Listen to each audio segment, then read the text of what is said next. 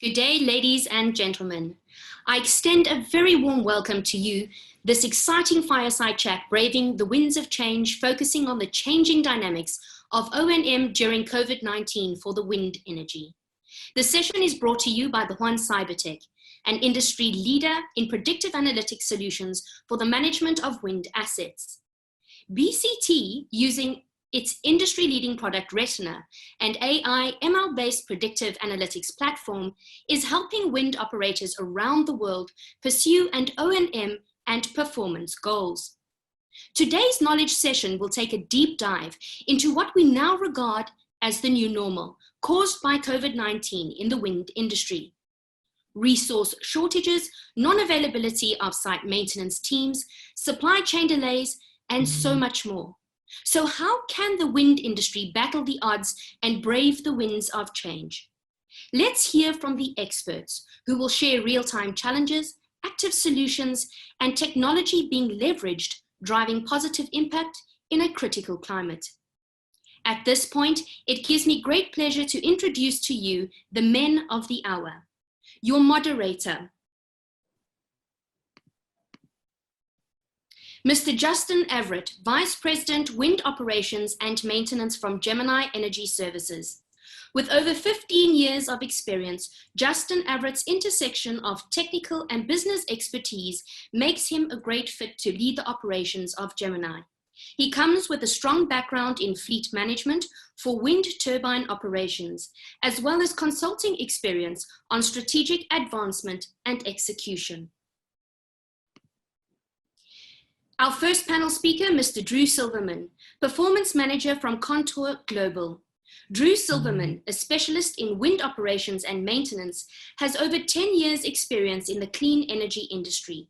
His specializations include site design and origination, resource and energy assessment, data and performance analytics, and supply chain optimization. Our next speaker is Mr. PVN Sai, Head of Operations and Maintenance from Continuum Wind Energy Limited. Mr. Sai is a business leader with more than 30 years of industry experience. He has extensive exposure to cross-gamut of functions, including projects, strategic planning, business development, and O&M. As head of O&M, he is involved in asset management, corporate strategy, power evacuation, data analytics, and yield improvement strategies. Our third speaker is Mr. B. Sivarama Krishnan, Chief Architect from Bahwan CyberTek. Mr. B. Sivarama Krishnan, also known as BSK, is a technologist and an inventor. With 24 years of experience conceptualizing and creating best-in-class, high-end intellectual property software aimed at performance improvements. He is proficient in using decision science, enriched with cognitive intelligence, deep learning, artificial intelligence, and prescriptive analytics. Our final speaker for the session, Mr. Varun Poddar, co-creator and faculty member from Northwestern University, Kellogg School of Management. Mr. Poddar is a digital AI and ML-led business transformation and product management leader with 20+ years of tech experience leading digital strategy, technology transformation, machine learning, and SaaS implementation across industries including retail, oil and gas, food service, consumer goods, telecommunications, and manufacturing, helping them drive value using technology and data. To begin this fireside chat, I would now like to hand over to your moderator, Mr. Everett. Over to you, Justin. Great. Thank you very much, Laurel, for that great introduction. Welcome to everyone and all the panelists.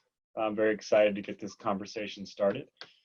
Just to set the stage a little bit, just want to give a little background and say that I think, we're all aware here that the wind industry is thriving in general. We have, well over 60,000 wind turbines in the ground here in the US, generating over 100 gigawatts of power. We did expect this summer to be a very, very big installation summer here in the US. We were anticipating over 15 gigawatts of installation here.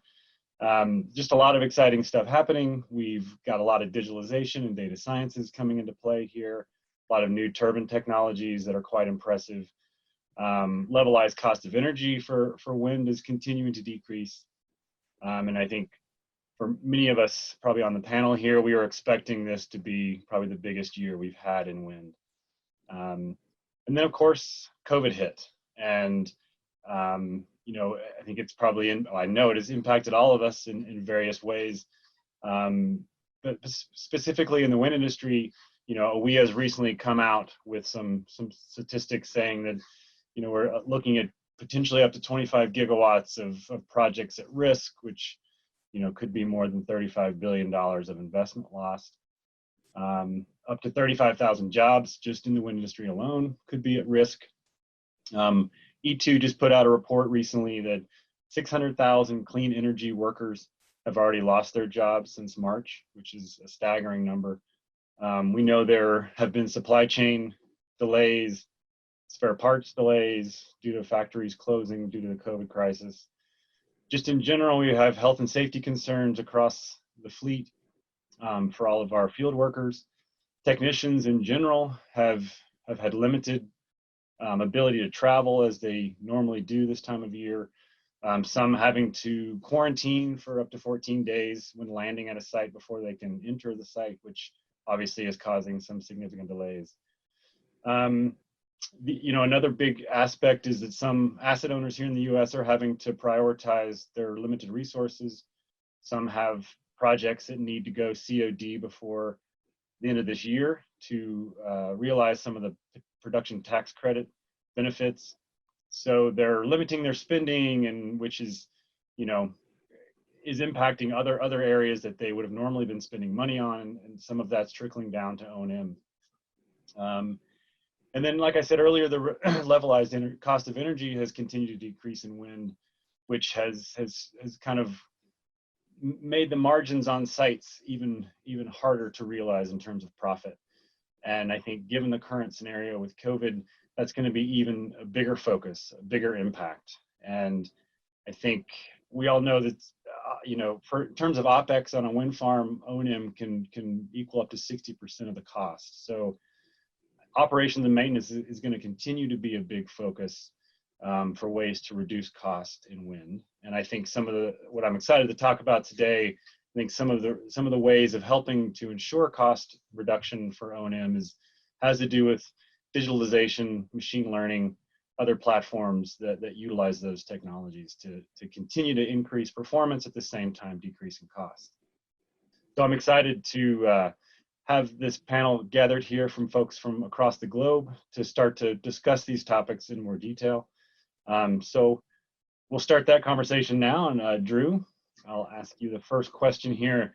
So you're the performance manager for an IPP, ContourGlobal, and you're managing assets across various continents. I'm curious if you could just start us off and let us know kind of what you're seeing from your perspectives in terms of the COVID crisis and how it's impacting the performance of your wind farms. Oh, thanks for the introduction, Justin. We certainly have seen a lot of challenges as a result of the COVID outbreak. Right now, we are dealing with a slightly disrupted supply chain. We are dealing with concerns with safety of our employees on site. I think everybody knows a wind farm often sees a lot of visitors, sometimes 4 to 6 a week. We need to vet them, and we need to make sure that they have not been in contact with someone that could have been infected. And in addition, we need to make sure that our crew reliability remains high. We have several different metrics that track that, and we are, as a result of those metrics, we are seeing that sometimes right now with additional protocols, as a result of COVID, the reliability of the crews has slowed down a bit. So that is something that we're seeing in terms of a challenge in the industry. Great, thank you. PVN. So as the head of O&M for Continuum Wind Energy, I'm just curious from the Indian perspective of an IPP, are you facing similar challenges as we are here in the US in terms of COVID and its impact on wind farm and O&M? Thanks, Justin. Thanks for the question. In fact, I would like to answer your question under 4 broad heads. what are the present engine challenges, what are the digitalization initiatives taken by Continuum, and the characteristics of the model, as well as how the model has helped us in the present scenario. As you rightly mentioned, the present scenario is a very challenging scenario. And certainly the model, how it has helped, I will try to bring about in the next few minutes. So coming to the Indian industry, wind industry in India has been growing very fast. Government of India has dedicated a ministry to overlook the developments in the renewable sector. The vision of the government of India is to have 175 gigawatts of renewables operating by 2022. So obviously, when the industry is growing, the challenges with respect to business and investments also increase. And this results in creation of policies and regulations with respect to lowering of the power purchase prices, issues related to common grid code, encouraging more latest wind technologies. And obviously, as O&M head, I always feel the biggest challenge for an O&M from an O&M perspective is to reduce the OPEX. So with respect to reduction in the OPEX, Continuum had been, in fact, one of the few IPPs in India to evolve with the digitalization as early as 2016. We started the digitalization process using a Retina-based platform to monitor the KPIs of the turbines. Thereafter, we progressed to analytics part, which included the prospective analytics as well as predictive analytics. There was a lot of effort which went by to establish the workflows, the processes, to establish what kind of alerts should be created for any kind of potential energy losses and breakdowns. I am proudly stating today that we have a platform which is completely an integrated platform of multiple SCADAs of different OEM. It's a big achievement, because generally what happens is every OEM, he tends to give his own SCADA or a replica to that, but we have been able to integrate the SCADA of multiple OEMs. We have been monitoring the KPIs, we have been doing the prospective and the predictive analysis. We have been able to integrate the power evacuation assets performance monitoring also. It's really a great achievement. You know, when I talk about the wind farm, it is a wind farm as a whole. It doesn't mean only turbine aspect perspective. It is completely with respect to the power evacuation, the substation, the transmission lines. And furthermore, we have this platform, we have made it so comfortable that with the reports are generated at convenience. We have integrated the joint meter readings, as well as we have been able to get the billing aspects, because where we have the when there is a third party sales or a group captive perspective, there is a requirement to generate the bills. So what I would like to highlight is basically it is nothing but an intelligent platform which has been created. And certainly this particular platform, we at a central command position are monitoring that. And certainly we have given access to the respective site members to go through the particular performance and performance aspects in detail to the respective sites. And they can take respective corrective actions so that there is no delay in the decision-making process. Great, that's excellent. Yeah, so Drew, I think you guys are also, you've deployed some machine learning solutions across your fleet. Can you just give us a little insight into what you're doing?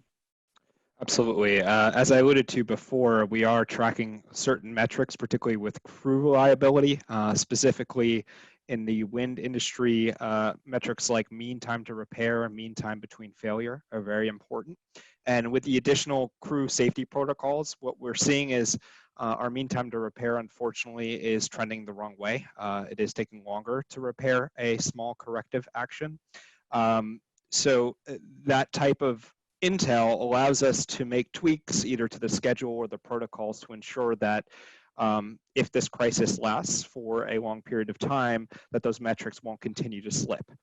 Additionally, we are working with a main component prognostic analysis module that allows us to see if a component is on the precipice of failure. That's particularly important because if the supply chain's disrupted and it takes 10 to 20 days to get a main component, say a gearbox, after a failure, that's 10 to 20 days of lost energy and revenues. So this prognostic analysis module allows us to see if a gearbox is failing. And we actually did have an experience like that last month, where we did see a gearbox was demonstrating severe alerts, and we looked into our Retina platform, determined that we needed to take action. We derated that particular machine to avoid a catastrophic failure. And as a result, we were able to procure a spare part, and it's now on site and ready to go when that unit does need to be refurbished or fully retrofitted. Excellent. Yeah, that's a great example. So Varun, I think we'll bring you into the conversation now. So as a faculty member at the Kellogg School of Management, I know that you're focused and have been studying machine learning and AI for quite some time. And you know, I know that it can be quite the buzzword. I know in wind, it's a lot of people talk about it. I don't know, you know, how applicable it is in a lot of the conversations, but it gets used a lot. And I know you're looking at this from a much broader perspective. So I'd like to bring your voice in and kind of hear what you're seeing from outside of wind, or wind included, of course, but what are you seeing in the broader perspective right now about machine learning and how those applications are being applied? Absolutely, Justin. I think what we've constructed, and this is Dr. Sani and I teach a course on creating business value with AI at the Kellogg School of Management. In that, just a little bit about the course is that it's focused on 8 modules. In the first one, we set up the different technologies, the platforms, and the different algorithms and approaches that you can apply. But then we delve in the next 3 modules into AI applications across the value chain. So we'll look at AI for managing customer experience, AI for the operations ecosystem, which touches on a lot of things that you've talked about here, what Sai has said, what Drew has said about mean time to repair, predictive maintenance, all that's addressed in the operational ecosystem. But then we pivot to an industrial focus. And we look at this from a broad perspective across 20 or so industries. However, there are 3 that we've honed in on that are leading candidates: automotive, healthcare, and banking. And these are good for anyone in any industry to look to as where are things going in AI and machine learning, and what are people doing at the cutting edge. And finally, we wrap up in the end with how do you as a business executive put AI to work in your company? So for that, we've got proprietary approaches that we talk about. How do you figure out where to play? How do you structure an AI initiative? How do you scope it? How do you build a team around it? So that said, with this particular industry, I think predictive maintenance and the use of collaborative robots or cobots, that is for assisting some of the work, has gained a lot of traction. And another sort of adjacency that we can look at as an example is the oil and gas space. Now, if we recall, the Deepwater Horizon oil spill was fairly recent, 2010, led to several people dead and almost 5 million barrels of oil spilled. Imagine if AI ML algorithms can help with predictive maintenance in those scenarios and avoid a disaster like that. And that's kind of the impact that we're talking about with better analytics and predictive maintenance capabilities. That's oil and gas, but the same lessons apply in wind, in other industries. A couple other examples I'll shed light on which might illustrate the concept. One company we worked with created what's called a learning steel mill. And this was a fascinating example. They wanted to predict hourly energy consumption at their steel mill, especially in their melt shop. As you can imagine, energy consumption there is very high. They built a machine learning algorithm that senses, learns, and improves how it uses 50,000 sensors. So data from 50,000 sensors come in and real time, they derive features such as steel grids, scrap recipes, temperature changes, heat sequences, and many more things to profile energy consumption per shift, per batch, and then predict optimal energy trades. And so the idea was that you could sell back to the grid during periods of low energy consumption and thereby reduce energy cost.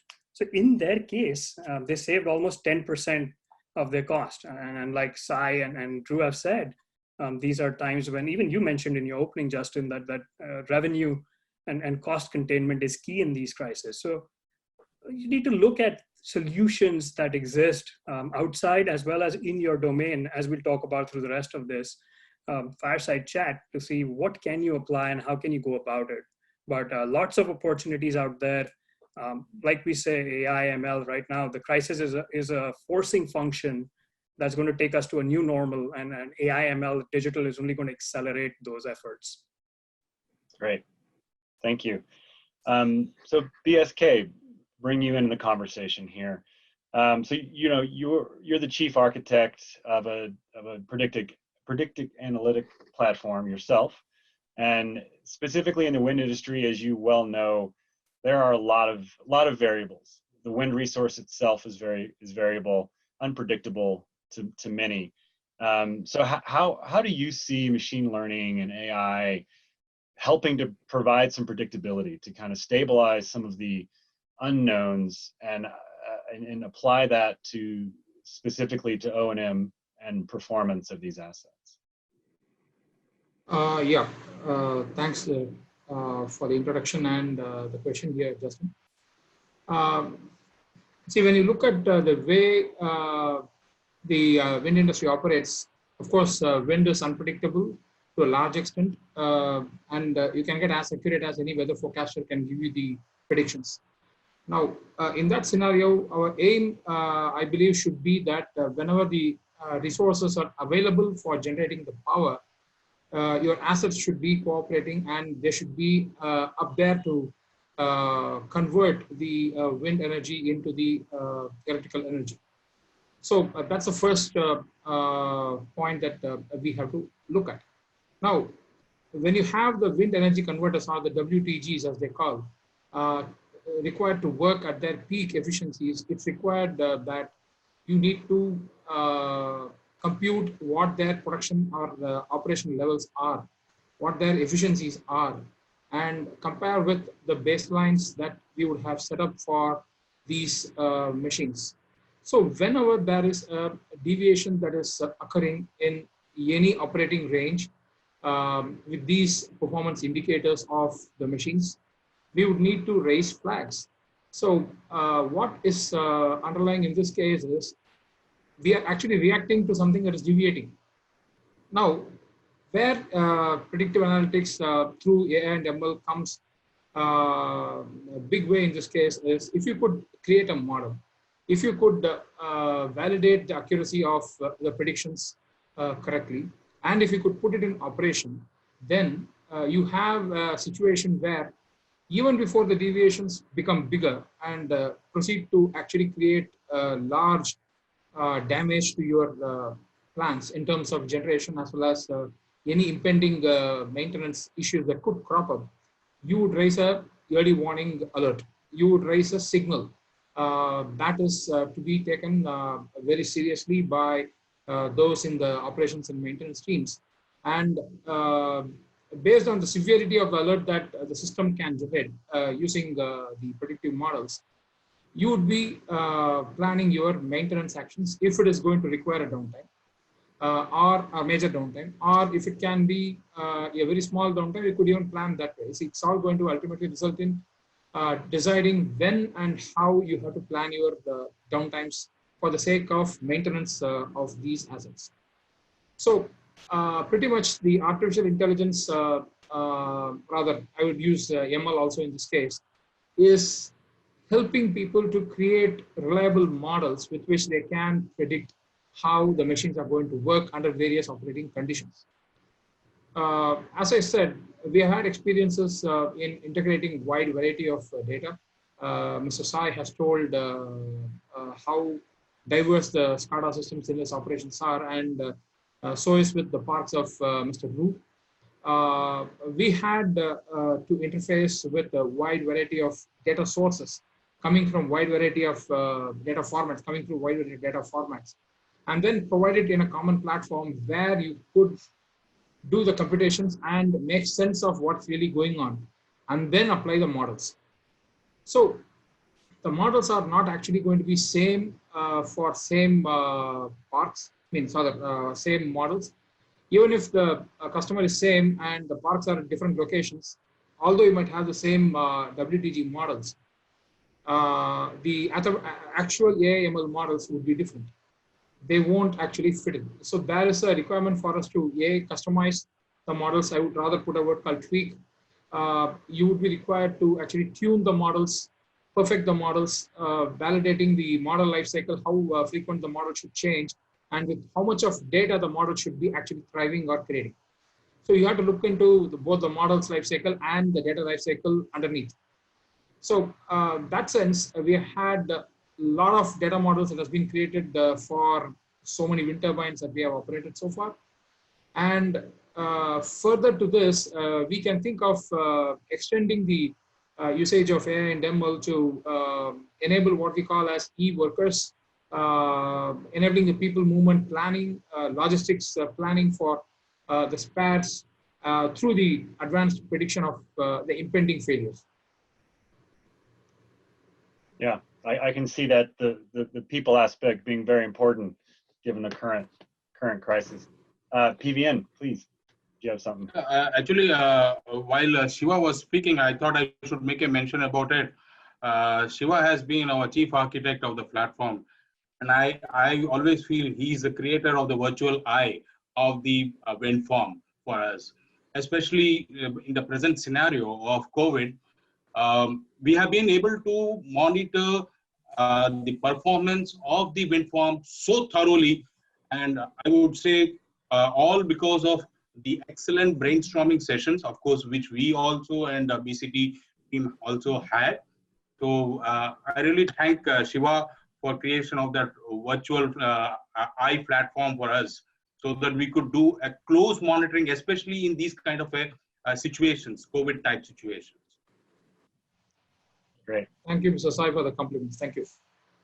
Yeah. So just one follow-up question there, BSK. I mean, what do you see coming in terms of technology and changes specific to the wind industry? Quite a bit, Justin. See, we have actually matured from a reactive maintenance to doing a predictive maintenance of sorts, and that is gaining foot here. Now, going forward, we have all those variety of sensors which are giving data in the form of thermography, images, in the form of LiDARs, in the form of vibration monitors, which are going to come online. And even the oil analysis data that could come from the laboratory. All these data points will actually enrich our models and make it even more powerful. So, only one thing I could say is the models can be as powerful as the underlying data points are. And the more enriching the inputs to the model, the outputs also would be more accurate. So, with this, the machine learning is now getting into a different sphere altogether, which we enter into an area called as deep learning, because we are going to get into scenarios of processing a lot of unstructured data. The thermography gives you the images, the LiDARs give you a different kind of a data stream itself. If you have vibro sensors, then you could get in the information as even sound signals sometimes, and it needs to be analyzed in a different transformed manner. So big data is going to be playing big time, and it's going to enable more prescriptive analytics from here. That's what I see as the next in line, our next wave of technology movement from the current predictive analytics adoptions. What you said, Siva, reminded me of a common quote in the world of statistics: all models are wrong, some are useful. And so that's the kind of essence of, like, it's critical to build these models with a robust, rich data set and use it as a guidance, like a digital twin or a virtual eye. But well said. Yeah. Right, and if big data hasn't hit yet, I can't imagine how big it's going to be. Seems like That's already a big thing. So I do want to leave quite a bit of time here at the end for some Q&A from the folks that have joined us today. But a question that I think is quite relevant right now that I'd like to hear just a quick input from everyone around machine learning and data analytics, as we've been discussing, and operations and maintenance. I think given the current COVID crisis, we've all had to adapt how we work and live, obviously. And I have, Varun, you mentioned a little bit leading into this, but I think, do you all think that there will be an increased adoption of such technologies? I know that we're all having to live with not going to sites as much as we were, and having to rely on the virtual inputs that we're getting now from our assets and actual individual people. So just if we could quickly go around and hear a little bit of your thoughts around, do you think there'll be an increase? Is there an increase now? Will there be an increase post-COVID? Love to hear your thoughts. And Drew, maybe I'll start with you. Sure. Justin, as you mentioned, that was certainly the trend anyway, that we were seeing an increase in digitization in the industry and more embracing of some of these predictive analytic systems. COVID has accelerated that for sure. We live in a virtual environment right now. We have at some point skeleton crews on site. In the United States and South America, we have aging fleets of wind turbines that could see an increased failure rate. So again, digital technologies make a more demonstrable difference in that scenario than, say, a wind farm that is 1 to 2 years old. We are working with new enhanced metrics in the industry to attempt to continue to reduce the levelized cost of energy. And COVID puts a little bit more emphasis on those key performance indicators, things like mean time to repair, as we discussed before, but other things as well, forced outage rate per unit, energetic availability, energetic scheduled outage factor. There are several different metrics that we at Contour are tracking that we think become more relevant as a result of COVID-19. And we think the industry will also see that as well. Great. PVN. Yeah, as I mentioned, the digital platforms, the AI platforms are all the need of the hour, the future of all the any kind of asset maintenance requires these kind of platforms. So what I opine is that all firms should make a kind of a budget for this kind of platform, because obviously the lessons learned, this is a perfect example, this is a perfect scenario where we have learned a lot of things. So I opine that the firms need to create a budget and slowly migrate towards the digitalization as well as adopting AI/ML platforms. Having said that, I would like to make a mention further. Generally, people think that the moment you adopt a kind of platform, they think that it will be like a magic which will be rolled out. I completely don't agree with that. My experience, say maybe for past 4 years, it has been stating that it really requires a lot of brainstorming, and yes, we need to set the algorithms right, so that they give the right inferences to us and we can take proper decisions accordingly. Ultimately, as I mentioned, the digital platforms are nothing but a kind of a decision-making tool for the O&M people. And what I feel is that, there are a lot of other experiences which I have. Certainly, I can share with other people, the community.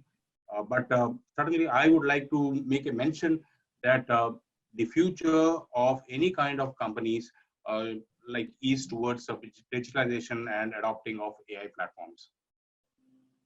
Right. Varun. And like PVN said, I was thinking of another quote we use quite often, there are no technology changes, everything's a socio-technical change. And that's at the heart of this with any kind of AI, ML change management. Particularly for wind, I think the 3 key challenges that wind operators have a unique situation. One is the variation in geography, the OEMs, the assets, the wear and tear, the environmental factors are unique. the nature of failure itself is very sporadic. And so it's sparse. It's not like you have data points that are as much as consumer transactions. So there's sparse data that you work with. And then the third piece is that you work with the operator who's very much like a doctor. And the analogy I use there is like with AI models, explainability is key. Because unless you can explain how the model predicted that the turbine's about to fail and help the operator make sense of it, he may or may not trust the prediction and act on it. And so those three things are very important. And with that, Justin, to your point earlier, what this means for business executives post-COVID and the implications, certainly adoption increases. However, there are two fundamental things that people will need to track. And first, Siva hit this very well, was the data. Data needs to be in a centralized aggregate form. And we talk about this again as a data refinery as the first step.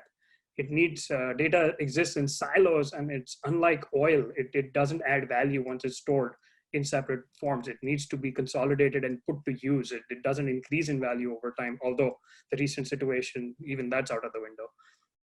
But the second piece is to truly come into this AI efforts with an agile proof of concept mindset. We call that the agile AI test bed. There's a lot of focus on big data, but you need to bring in a lean thinking approach to the initiative. What that means is work with lean data, lean models, lean tools, and lean processes, and use them to get started, to learn what's out there in the field. Before you apply it to your wind farm, apply it to a 5-10 turbines. Use data sets and platforms that are built for purpose, such as Retina. We use Retina in our course, and it works magnificently for the learning lessons. And so try to adopt those data sets and platforms to learn and evolve those models for your use case. And I think that will help you focus on time to value as opposed to the amount of value. And time to value is essentially how fast can you unlock value and see short-term gains from your AI efforts. So Justin, I think 2 points there. One, integrated data refinery, and two, a lean thinking approach to agility. Great, thank you. Implement. BSK, your thoughts on adoption rates going forward? One thing for sure that I would be able to state is that the AI ML systems for wind energy at least is not any longer a laboratory solution. It is actually a working system. We have seen it grow and we have seen a lot of market adoption also. And of course, we have a lot of experience in getting a lot of firms to deploy it, and then from the ground up, of course, and seen them harvest a lot of benefits.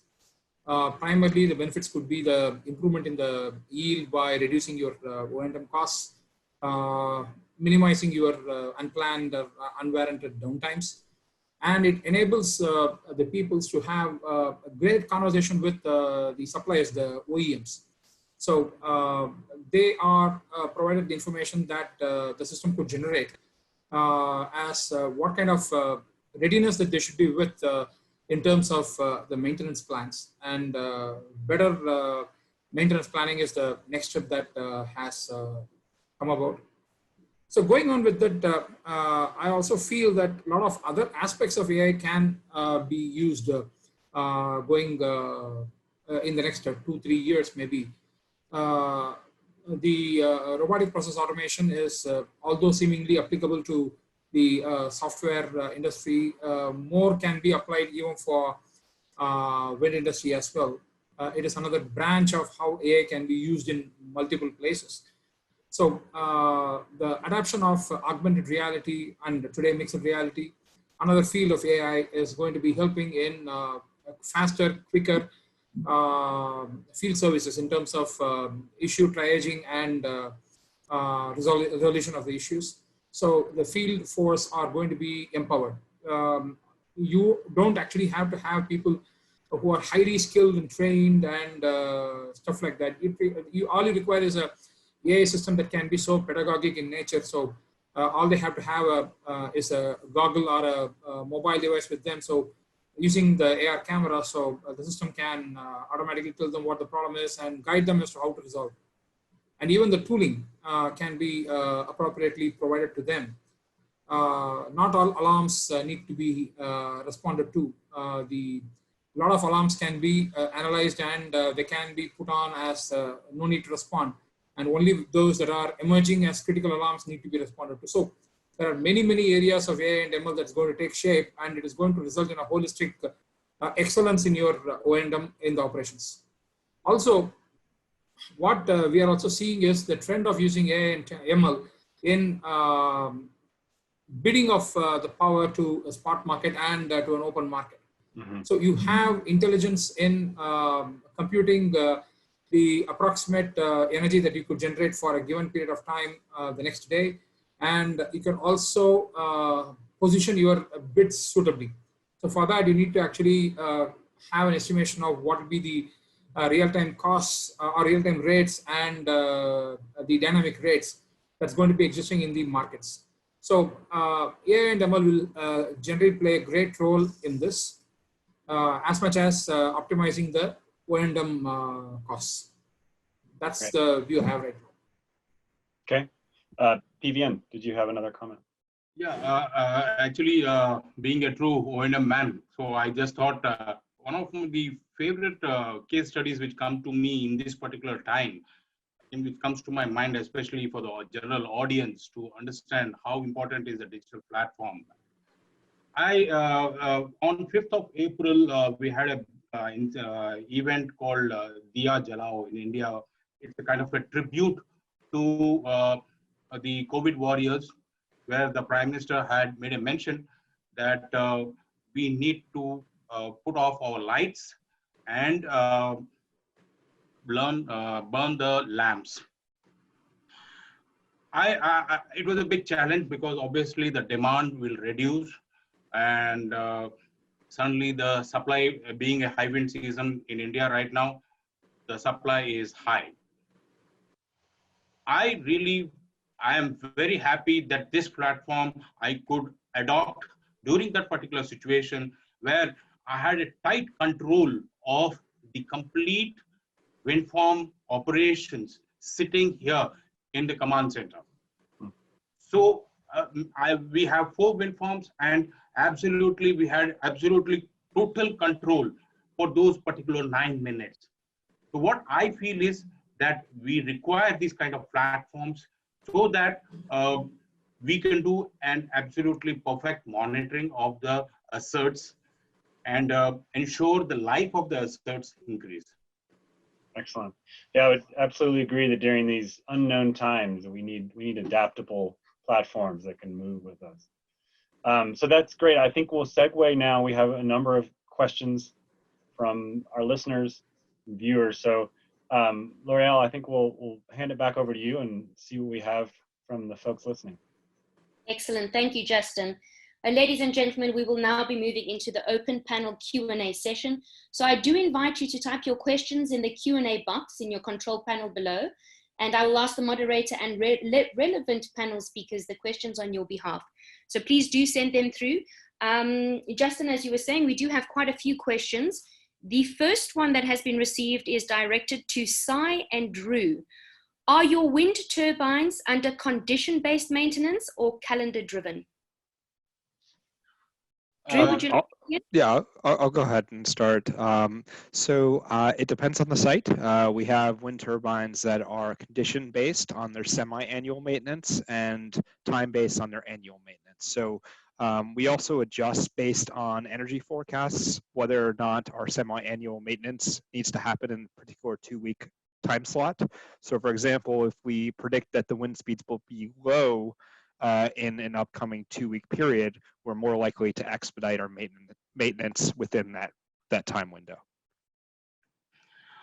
I completely agree with Drew. We also have completely, especially because of this platform, we have been able to capture a lot of data, performance characteristics of the turbines, which is the best generating turbine, which is okay because of some kind of lack of wing pockets. But certainly, as Drew has put it across, we would, because of this particular platform, we are able to do conditional based maintenance. Excellent. Thank you, gentlemen. Another question directed to BSK and Varun. Can ML from a particular location, I beg your pardon, can ML from a particular location covering a model of turbine be applied to the same model in a different geography, or is ML local? Okay, see, ML models empirically are going to be same for the same brand of turbines because of the similarity or maybe the same data parameters that could be available. But if they are in different geographies, we would reckon that the operations would be slightly different from each other, and models have to be made in such a way that they operate specifically for the machines provided. So we are not going to have one single model that works for the entire fleet of the same turbine types or turbine manufacturer models. So we are going to have specific models built for each turbine in the fleet. Each model will be slightly different from each other, although they might consume the same set of parameters. The model's lifecycle management, as well as the data management for each models to be upkept for their relevance, will also be different. I would add the same, echo the same thought that, the underlying data feature set, the featurescape landscape is very similar. What you're trying to pull out of those variables and what you get from the sensors. There might be some dependencies based on the OEM in terms of what data you can extract. The underlying models will likely work. You should still be open to fine tuning those models as you learn in the training phase and then adapting that. Now, there is a certain advantage to having an aggregate data set across turbines, across models, because then you're not trying to build the whole thing from scratch. You have the ability to leapfrog and jumpstart some of your algorithms and model training approaches by leveraging techniques such as transfer learning and simulations if you have an aggregate data set, which is what a platform provider can do across companies in a desensitized manner. Excellent, thank you very much. This question we will open up to all the panel speakers, so you can all answer or have an option at answering this. With H2 production innovation happening from offshore wind turbines, apart from electricity production, what big market opportunities can we foresee in digitalization to address this combination of wind and H2?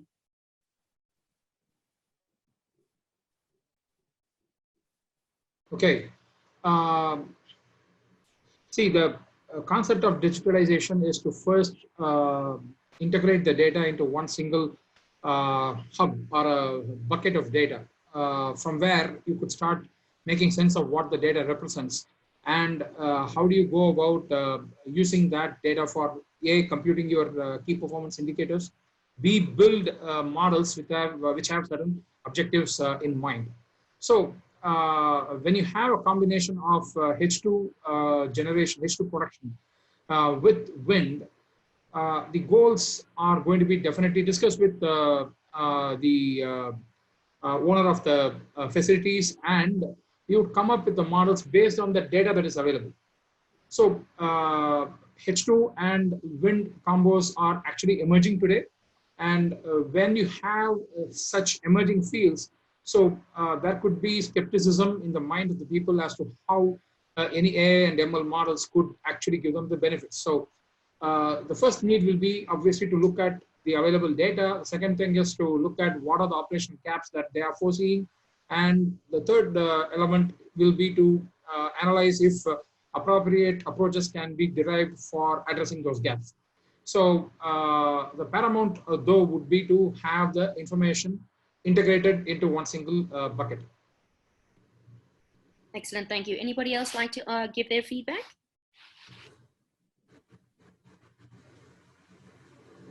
Right, then I shall move on to the next question. I'm going to direct this question to Sai, however anybody can answer thereafter. The question is, as OEMs are not ready to share all the parameter tags to get into micro level analyzing, what could be the possible outcome to this, to overcome this? Absolutely, perfect question. The thing is that generally when we have to create an intelligent platform, we require to have the parameters captured from respective OEMs cutoff. Yes, they do, there is some OEMs, they don't give all parameters, but some do give.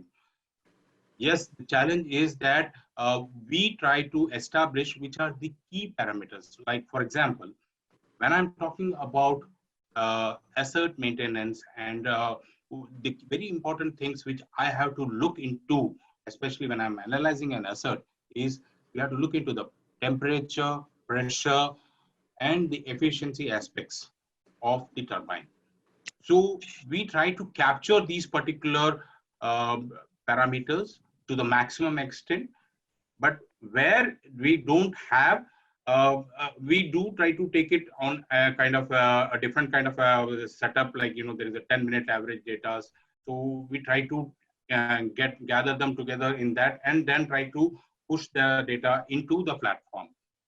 So yes, this is a big challenge, but I'm sure there are way aheads which will emerge.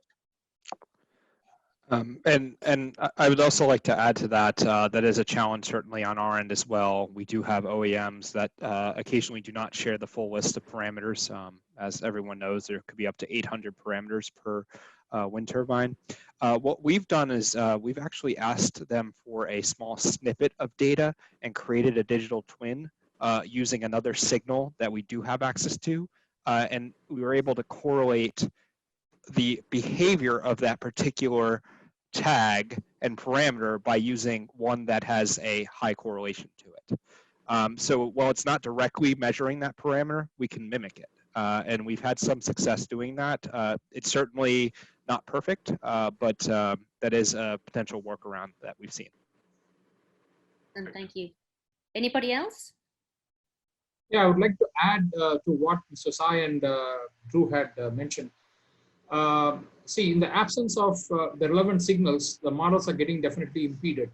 But at least for some time, though, if sensor data could be somehow made available, those critical sensor data that is not shared by the OEMs, if that could be historical data at least, then we could create what are called as soft sensors using the AI and ML to actually approximate how these sensor data will behave if really the sensors are available and the live data access is made.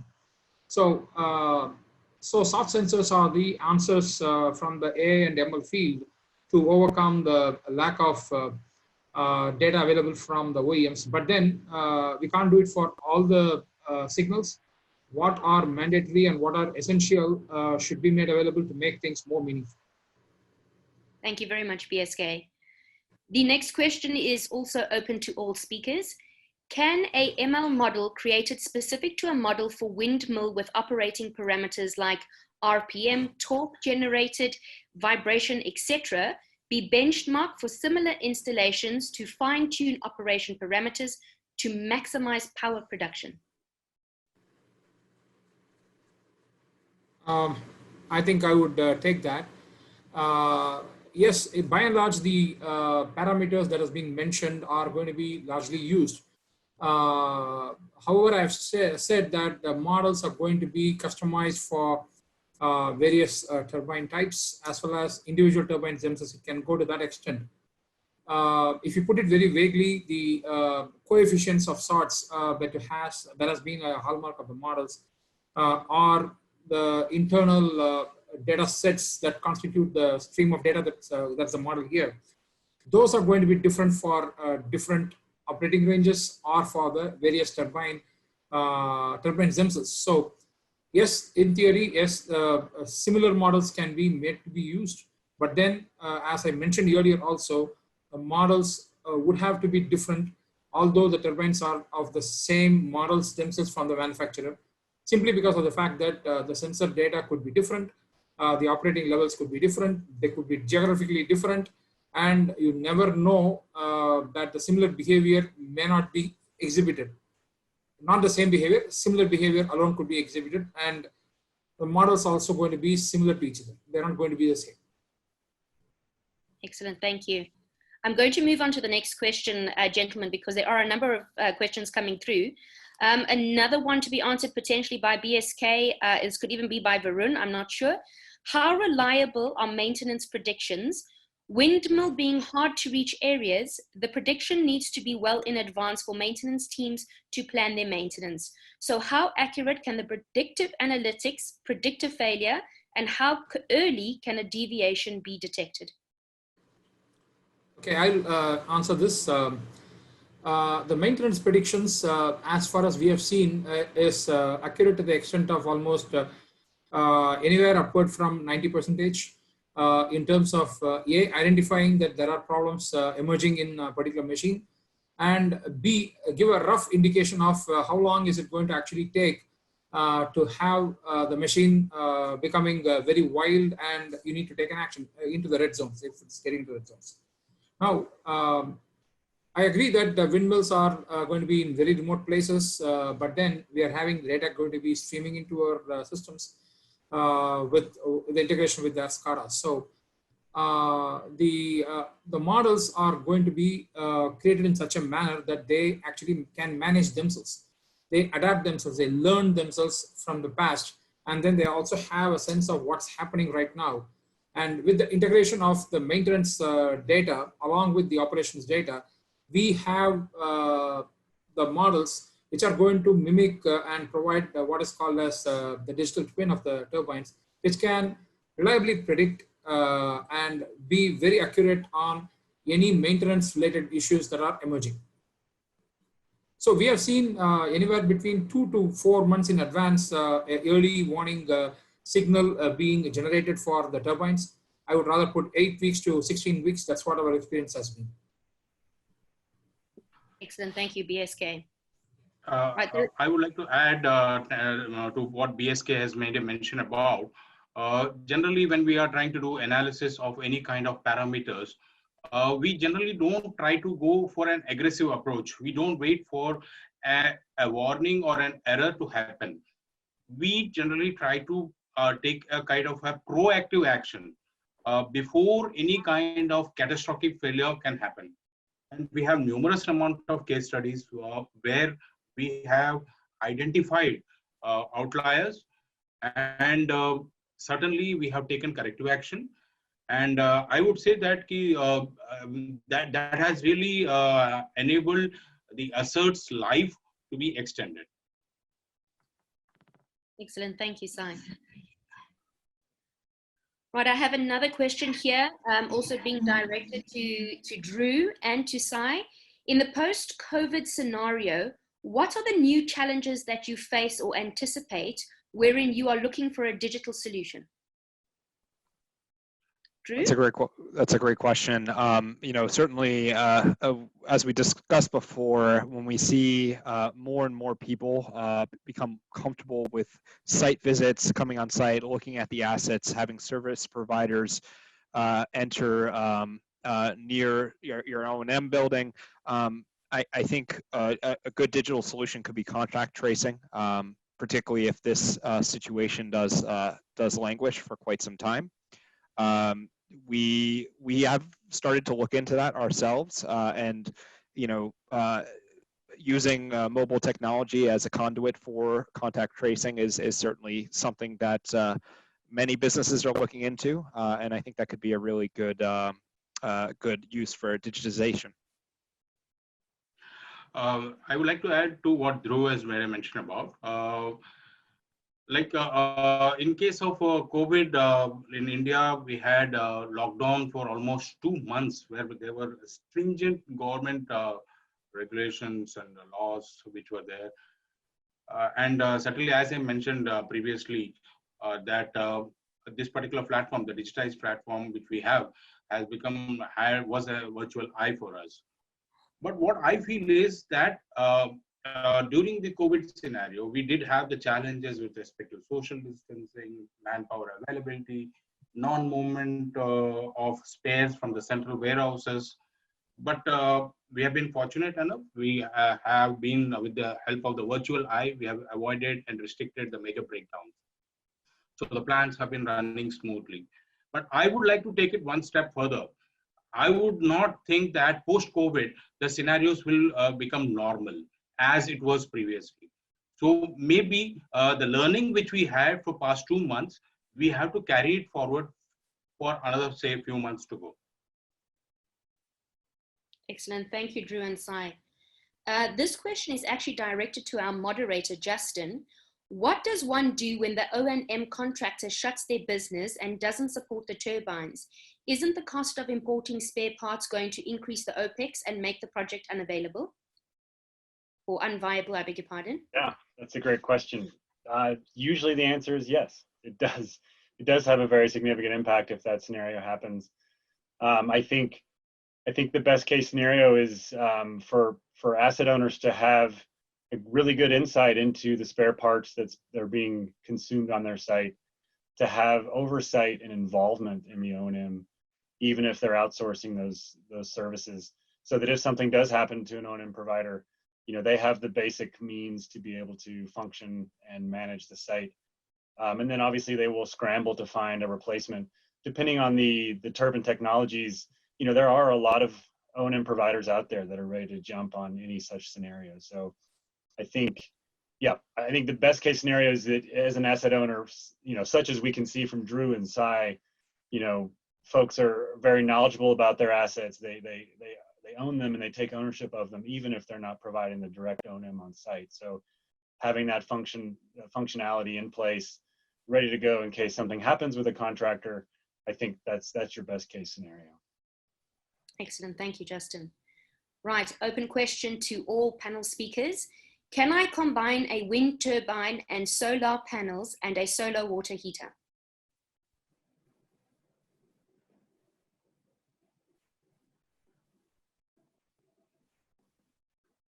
Anybody taking it? We do have hybrid wind farms, but basically it is the hybrid wind farms are a combination of solar and wind. But you are saying that you're mentioning about solar water heaters. So you're talking about a small scale integration. I haven't seen that. So because we do have solar and wind hybrid projects, and yes, they are integrable. The platforms are integrable.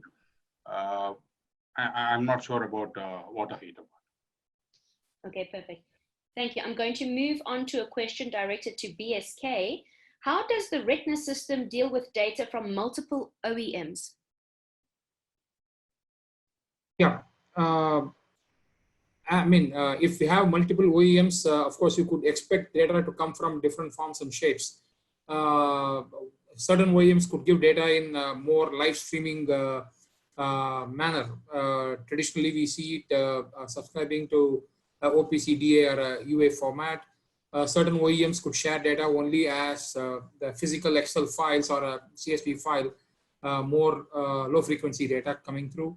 Certain OEMs also have been seen giving data through REST API services and subscribing to IEC standards. So Retina has built-in abilities to pull information from a variety of these data sources. It's a distributed system, so integration is its main play. So information can be pulled and can be actually normalized in one single place for doing further up processing. So it's a patent pending system that does these things. Thank you very much, BSK. Right, another question open to all panel speakers. What are all the typical maintenance challenges, both physical and metallurgical damages, we are facing in offshore wind turbines? So how easy for AI platform to address from one predictive maintenance perspective?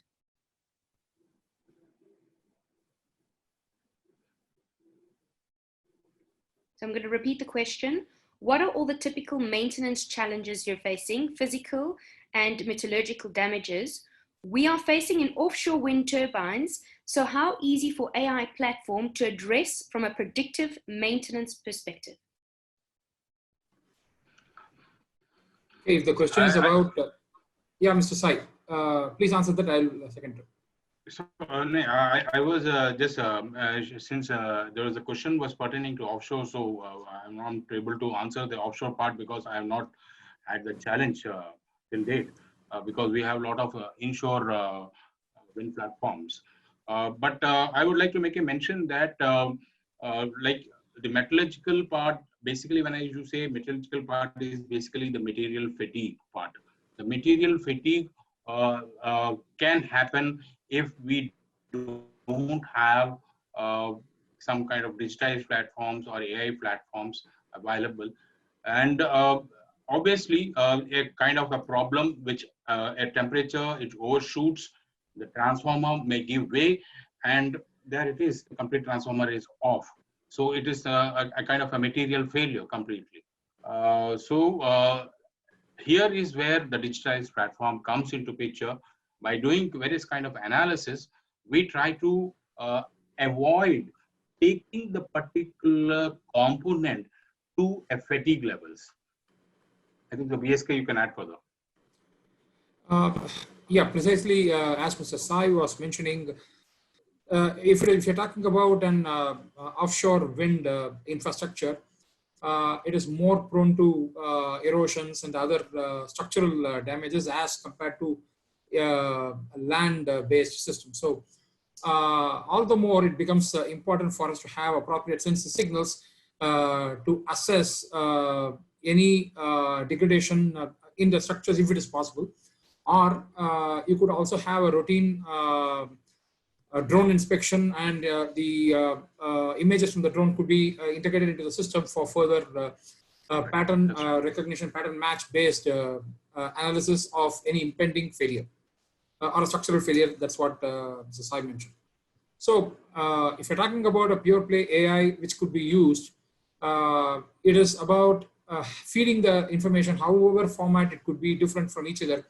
The first thing would be the data engineering that needs to be done to transact and convert it into the format which the models can understand. So in that sense, if you have relevant parameters that define the reliability of the structures of the offshore wind, yes, we can take it up and then do it. Excellent, thank you. Right, we are running slightly over time, so I just want to do a cross-check with our panel speakers. Are we available to extend this by about another 5-10 minutes? Sure. Okay. Yes. Oh. Excellent, thank you, gentlemen, really appreciate that. I'm then going to move on to the next question. This is also dedicated to all panelists.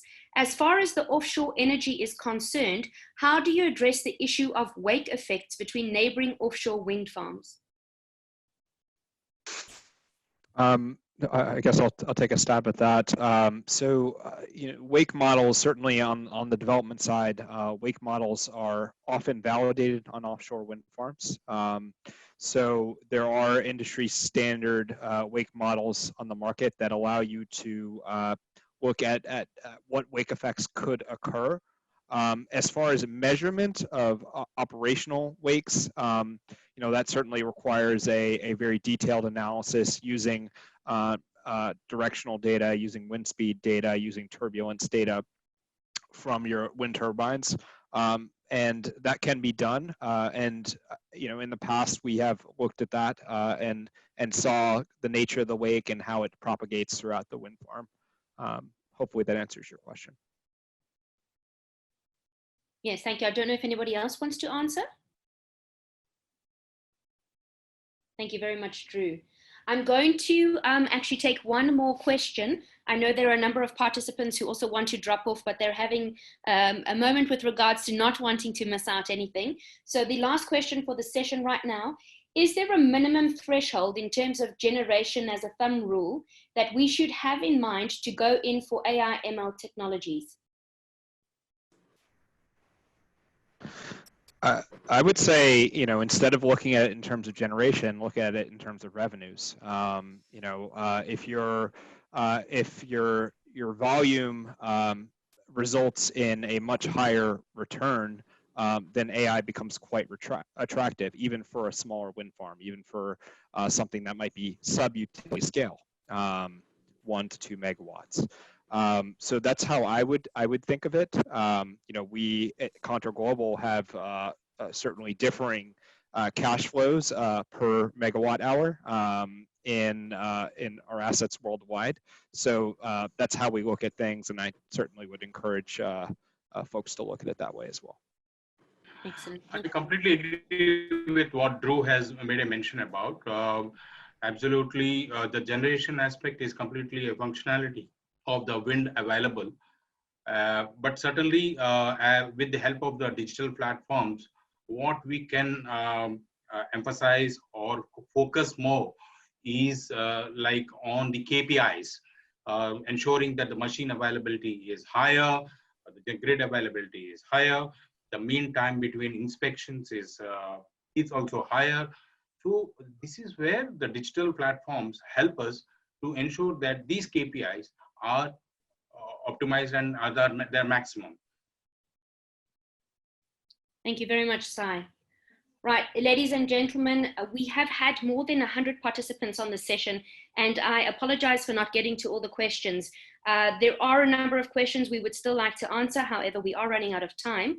I would like to invite you to redirect those questions to our speakers via the following email address.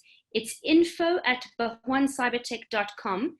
I'm just going to repeat that. The email ID to ask any remaining questions to be redirected to info@bahwancybertek.com. This is the same email ID found in your registration and reminder emails. And post this webinar, you will receive a follow-up email, which you can always respond to in the same. So before we wrap up, I'd like to hand over to Justin just to say a few closing words. Justin? Yeah, thank you very much. Yeah, so it was a pleasure to be with you all here in this conversation, and thank you for taking the time. And I think as we've heard, we're all facing a lot of challenges. I think there's no denying that this is a lot of new scenarios coming our way pretty quickly, specifically in the O&M of wind assets. But I do feel very positive about hearing from everyone, and I think we're moving quickly and adapting as best we can. And I think the idea that digitalization and data sciences is really helping us along that pathway. So yeah, I think with that, I think we could end here, and thank you all for your time, and thanks for joining us.